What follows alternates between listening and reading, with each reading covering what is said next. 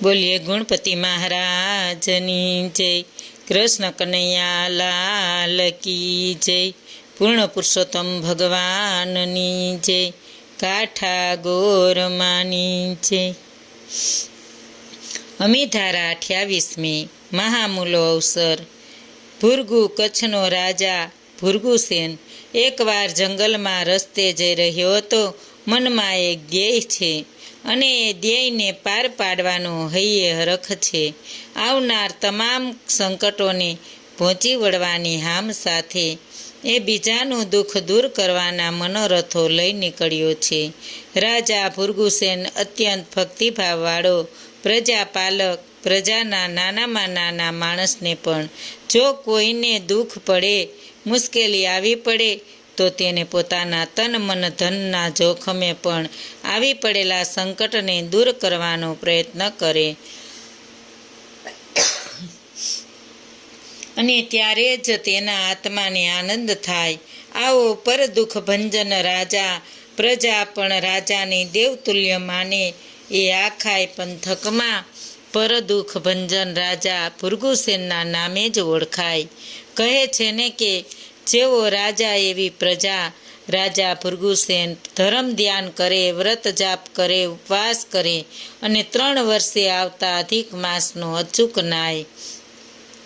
ભગવાન પુરુષોત્તમરાય ઉપર એને અપાર શ્રદ્ધા, એટલે પૂર્ણ શ્રદ્ધાને ભક્તિભાવથી પુરુષોત્તમ માસ કરે. ભગવાનની સેવા પૂજા કરે, કથા વાર્તા સાંભળે, ઉપવાસ કરે, દેવ દર્શન કરે, અન્નદાન વસ્ત્રદાન કરે, બ્રાહ્મણજીને જે જમાડે, દાન દક્ષિણા આપે, આમ વ્રત ઉપવાસ રાખે. આજ એ જ રાજા ભૃગુસેન પર દુઃખ કાજે જંગલમાં ચાલ્યો જાય છે. જતા જતા રસ્તામાં તેને જોયું તો એક કોઈ કઠિયારા જેવી ઝાડની નીચે દબાઈને પડ્યો છે. જોતા જ ભૃગુસેને પોતાનો ઘોડો એ તરફ લીધો. જઈને જોયું તો પેલો માણસ હજુ જીવે છે. ભૃગુસેને આસપાસ નજર કરે તો પાસે જ દોરડું ને ઝાડ પડેલી. તુરત જ દોરડું લઈ એક છેડે ઝાડ સાથે બાંધી બીજો છેડો પોતાના ઘોડાની કમરે બાંધ્યો અને ઘોડાને ઈશારો કર્યો. ઘોડો જોર લગાવી દોરડું ખેંચવા લાગ્યો. રાજા ભૃગુસેને પણ ઝાડના થડને ધક્કો લગાવવાનું રાખ્યું. આમ ઝાડ ખસી ગયું.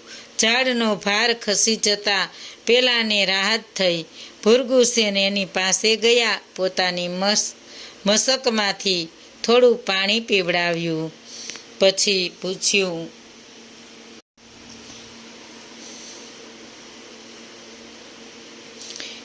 આમ ઝાડ ખસી ગયું. ઝાડનો ભાર ખસી જતા પેલાને રાહત થઈ. ભૃગુસેન એની પાસે ગયા, પોતાની મશકમાંથી થોડું પાણી પીવડાવ્યું. પછી પૂછ્યું, હે ભાઈ, કોઈ વા કે વંટોળો જેવું દેખાતું નથી. પછી આ ઝાડ સાથી પડ્યું અને તું કોણ છે? પેલો કહે, હું પારધી છું. મારું કામ એકલ દોકલ વટે માર્ગુને લૂંટી લેવાનું છે અને શિકાર કરું છું. આમ મારી પત્નીને બાળકોનું ભરણ પોષણ કરું છું. રાત્રિના સમયે જમવાનું બનાવવા મેં મારી સ્ત્રીને કહ્યું તો તેણે કહ્યું, લાકડા નથી લેતા આવો એટલે બનાવી આપું. આમ હું અહીં લાકડા લેવા માટે આ ઝાડ પાસેથી પસાર થતો હતો. ત્યાં જ મેં ઝાડ નીચે એકદમ પ્રકાશ જોયો અને જોયું તો પ્રકાશ એક મણીનો હતો અને એની અજવાળે એક નાગ આસપાસ આટા મારતો હતો. મને થયું, જો આ મણી મને ગમે તે પ્રકારે મળી જાય તો ન્યાલ થઈ જવાય અને હું એકદમ મણી તરફ દોડ્યો. નાગ થોડે દૂર હતો. મેં ઝડપ મારી મણી લઈ લીધો અને નાગના ડરે હું આ ઝાડ ઉપર ચડી ગયો. નાગ ફૂફાડા મારતો આવ્યો. મણી ક્યાંય દેખાયો નહીં. ત્યાં એની નજર મારા ઉપર પડી. ક્રોધનો માર્યો એ ઝાડ ઉપર ચડવાને બદલે ઝાડને જ ફેણ મારવા લાગ્યો. ભયંકર ક્રોધે ભરાયેલો નાગ અતિ વેગથી ફેણ મારવા લાગ્યો. લોહી લુહાણ થઈ ગયો અને મૃત્યુ પામ્યો. નાગને મૃત્યુ પામેલો જોઈ મને રાહત થઈ. છતાંય હું થોડી વાર ઝાડ ઉપર જ બેસી રહ્યો, પણ પછી મને ખાતરી થઈ કે હવે નીચે ઉતરવામાં વાંધો નથી. આમ વિચારી હું નીચે ઉતરવા જાઉં છું ત્યાં જ કડક ભૂક કરતું ઝાડ તૂટી પડ્યું. મારાથી ઝાડની ડાળી છૂટી ગઈ ને નીચે પટકાયો. ઝાડ મારી ઉપર પડ્યું. મારું આખું શરીર તૂટી ગયું છે. હવે જીવી શકાય તેમ નથી. મૃત્યુ નજીક છે. પારધીની વાત સાંભળી ભૃગુસેનને દુઃખ થયું, પરંતુ આમાં પોતે કંઈ કરી જ શકે તેમ નહોતો. તેથી તે પારધીને પૂછ્યું, હે ભાઈ, તારી કોઈ ઈચ્છા ખરી? પારધી કહે, આ બે ઈચ્છા છે. હે ભાઈ, જો આપ મારી ઈચ્છા પૂર્ણ કરો તો તમારો મારા ઉપર ખૂબ ઉપકાર થશે. પારધી કહે, પહેલી ઈચ્છા એ છે કે મારી કમરે બાંધેલા લુગડામાં પેલો મણી છે, એ મણી અમારા રાજા ભૃગુસેનને ભેટ આપજો. રાજા કહે, ભાઈ, હું જ ભૃગુસેનનો રાજા ભૃગુસેન છું. રાજાની વાત સાંભળી પારધી અત્યંત ખુશ થઈ ગયો. રાજાને કહે, મહારાજ, ધન્ય ઘડી, ધન્ય ભાગ. અંત સમયે મને આપના દર્શન થયા. મારે માટે આનાથી બીજો મહામૂલો અવસર કયો હોય? આંખમાં આંસુ આવી ગયા. પારધી કહે, મહારાજ, મારી બીજી ઈચ્છા આખોય જન્મારો લૂંટી કરી પશુ પંખીઓનો શિકાર કરવામાં જ ગાળ્યો. નર્યું પાપ જ આચર્યું છે, કોઈ પુણ્ય કાર્ય કર્યું નથી. તેથી મારો મોક્ષ થશે નહીં. એકવાર આ જંગલમાં ગોવાળિયાઓ ભેગા થઈ કથા સાંભળતા હતા. હું એ સમયે પસાર થયો હતો. ત્યારે બ્રાહ્મણ બોલતો હતો કે પુરુષોત્તમ માસના ઉપવાસનો મહિમા પાર છે. એનું ફળ અવશ્ય મળે છે. આ માસમાં કરેલા એક જ ઉપવાસના ફળ પ્રતાપે મોક્ષ મળે છે.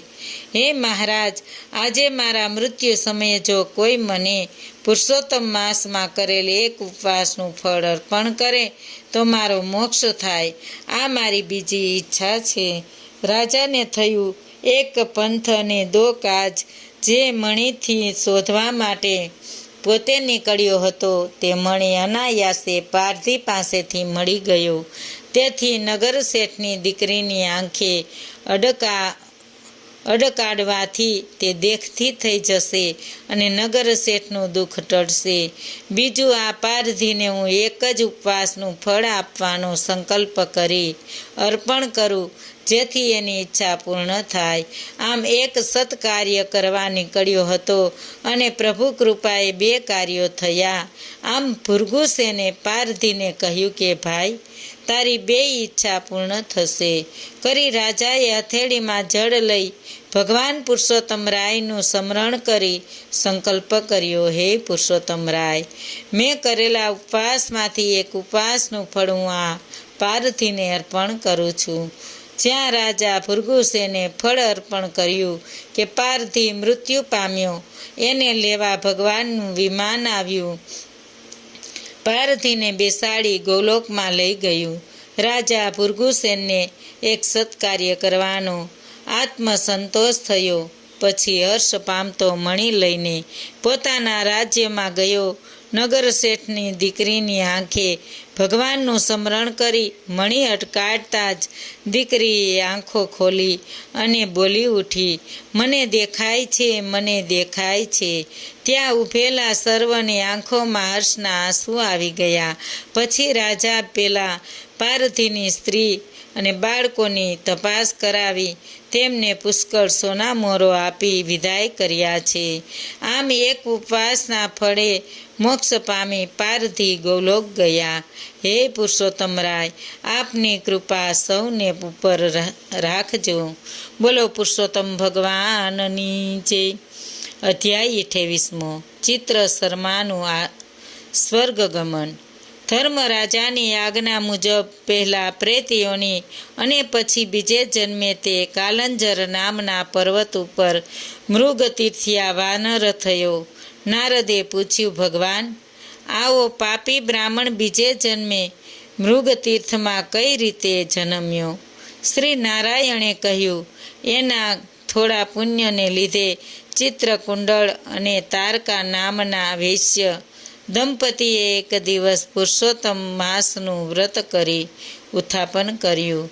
ચિત્ર શર્માને પણ તેની ત્યાંથી દાન મળ્યું અને તેણે પુરુષોત્તમની પૂજા દર્શન કર્યા. આ તેનું પુણ્ય હતું, જેના લીધે તેને વાનર તરીકે મૃગતીર્થમાં જન્મ થયો. આ વનમાં ફળ ફૂલ ભરપૂર હતા, પરંતુ આ પૂર્વજન્મના પાપે આ વાનરને મોહનો રોગ થયો, જેના લીધે તે ફળ ફૂલ ખાઈ શકતો નહોતો. એકવાર કૂદકો મારતા તે પડી ગયો તો હાડકું ભાંગી ગયું, જેથી એક જ જગ્યાએ 1 મહિના સુધી પડી રહ્યો. તે માસ પુરુષોત્તમ માસ હતો. પછી તે ઝાડ પર ચડ્યો અને કુંડમાં પડ્યો તો મરી ગયો. અનાયાસે પુરુષોત્તમ માસમાં તેને સ્નાન લીધું, જેથી વિષ્ણુ ભગવાનના દૂતો તેને વિમાનમાં વૈકુંઠ લઈ ગયા.